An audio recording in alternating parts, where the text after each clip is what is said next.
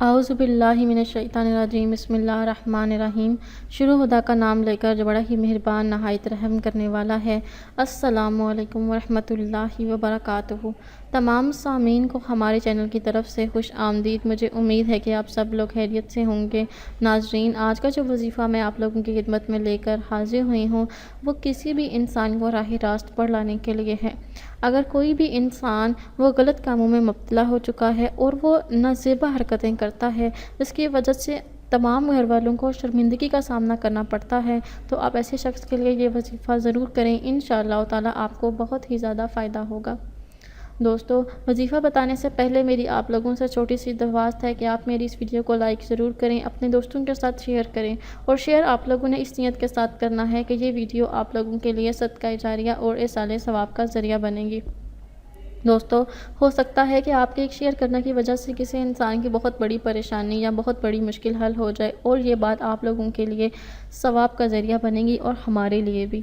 دوستو، آپ نے یہ وظیفہ کیسے اور کب کرنا ہے یہ میں آپ کو ابھی بتاؤں گی۔ اگر کسی شخص کی حرکتیں نازیبا ہوں اور اس کے عمل مکمل طور پر ناقابل قبول ہوں، تو ایسے شخص کو سیدھے راستے پر لانے کے لیے آپ لوگوں نے سب سے پہلے اول و آخر 3 مرتبہ درود شریف پڑھ لینا ہے۔ اگر آپ درود ابراہیمی پڑھ لیتے ہیں تو یہ بہت ہی زیادہ فضیلت والا عمل ہے۔ اس کے بعد آپ لوگوں نے سورہ نازعات کی آیت نمبر 19 کو آپ نے پانی پر دم کرنا ہے۔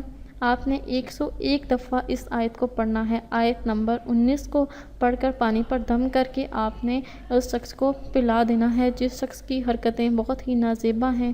دوستو، انشاءاللہ تعالیٰ اس وظیفے کو پلانے کی مدد سے آپ کے جو بھی آپ کے گھر میں شخص ہے جو کہ نازیبا حرکتیں کرتا ہے، اس کی وہ تمام حرکات ختم ہو جائیں گی اور وہ راہ راست پر آ جائے گا۔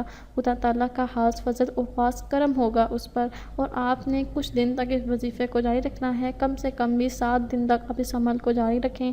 انشاءاللہ تعالیٰ اس وظیفے کو کرنے کی مدد سے آپ کو بہت فائدہ ہوگا، کیونکہ یہ ایک بہت ہی مجرب اور آزمودہ وظیفہ ہے۔